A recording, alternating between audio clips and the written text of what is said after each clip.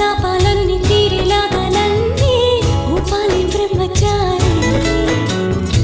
నీ గోరు వంకల్లోన చేరే వేళనే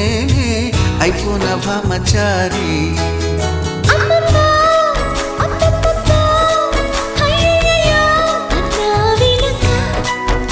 అచ్చచ్చో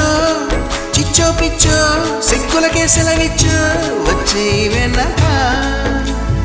చూపాలయ్యా పునీది నాకు చెప్పాలయ్యా దిది సాది గుండు